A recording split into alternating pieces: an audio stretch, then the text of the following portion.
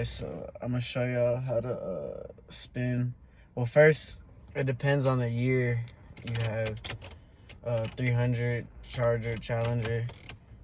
I have a 2005 300, so you could just press the ESP off, the traction control button, and then that only disables it like 25% or something like that. I forget the exact numbers.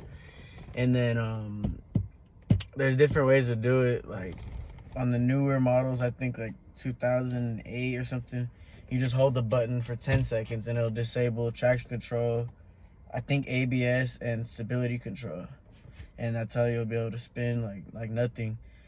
Or some, you start driving and then above 15 miles an hour you turn the key, and then it has some like safety thing where it won't fuck up your car, mess up your car, and it'll turn off stability and all that. But if you have the first gen, like 2005, 2006, like the first years, you'll have to get a little crafty with it, like I did. I'm about to show you guys. Seen a video about it on a Charger, but he put ignore the mess. He put the switch back here. Instead, I just took out the rubber piece, and then this all came out, and then drilled a hole through, boom. And then that's how you, basically it's like no assist at all. So first, you'll take this off, and then, I don't even know where my toolbox is. I just had this in it. Oh, this is perfect size.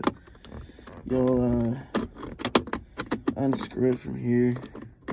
Both of these. So yeah, once you get those two screws out, you just pop this off.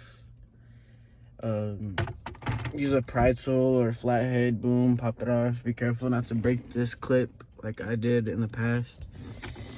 Unplug it, get that out the way, and then this, what else is still plugged in? Oh, the cigarette lighter. Just push that onto the side like that.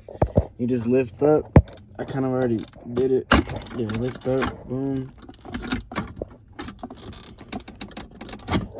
1 second. Sheesh. And then if you see, here's the switch, and it's this, like, I don't know what color you want to call that. I wouldn't really call it purple or pink, but yeah, purple with the blue line.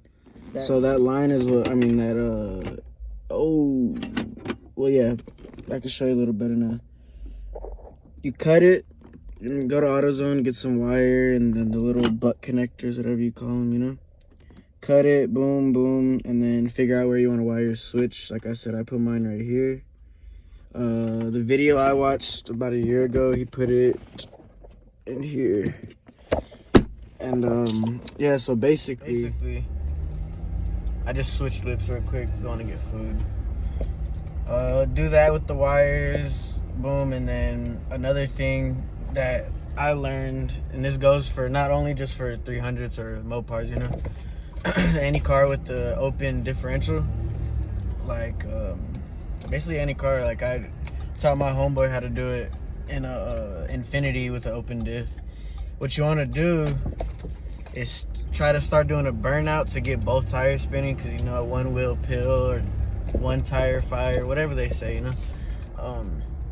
once you start getting like the wheel starts spinning, then you just send it.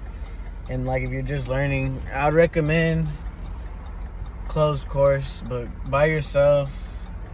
Don't put nobody else in danger. You don't even gotta go crazy. Just learn what it feels like to sort of like lose control in a way, like to lose traction. That's what you're doing. You're losing traction. I just showed you how to turn off traction control and stability control.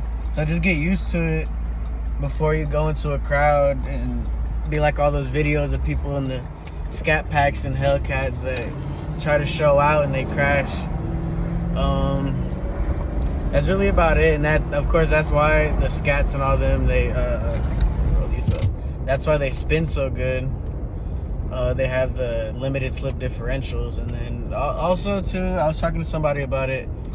He's like, do you have an LSD or welded diff? And I was like, I want to get an LSD, not only for just doing donuts, but actual like digs, it'll hook better and all that, but it's expensive. I'd rather put more money into going faster, but eventually I do want to do that, do some suspension work too.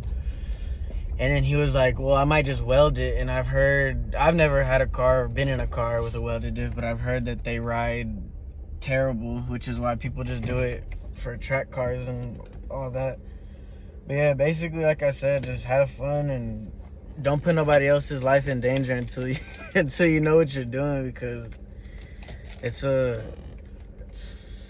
anything can happen, and it can happen real quick. Like, if you feel like, I don't know 100% if I could do this, like there's a crowd, don't do it. You're gonna be on YouTube or Instagram, TikTok, making a fool out of yourself, crashing. So, or I'd even say, like, go to a big parking lot, closed course, and when it rains or sprinkles, and just get the feel of how it feels to break traction, But that's about it. If y'all got any more questions, just either comment or DM me. My Instagram's in the bio, and then I'll also link the video for the Mopar people. I'll link the video I watched about a year ago on how to disable the traction control fully. But like I said, y'all just be safe. Oh, and then another thing, real soon, I'm not sure when, but soon, I'm gonna do a video on the stars in the ceiling, like the Rolls Royce headliner, because this sunroof is leaking, so I have to take the whole headliner, and I figured I might as well. I think it would look good in my Navigator, but I would do it in the 300, but it's just extra. Like, I want it to be fast and do all this. Like, I don't want it to look all pretty. Of course, like, I want it to look good, but I just don't need all that extra cosmetic lights and flashy stuff. But yeah, y'all stay on the lookout for that. It should be real soon. Just haven't decided, and it's a lot of work.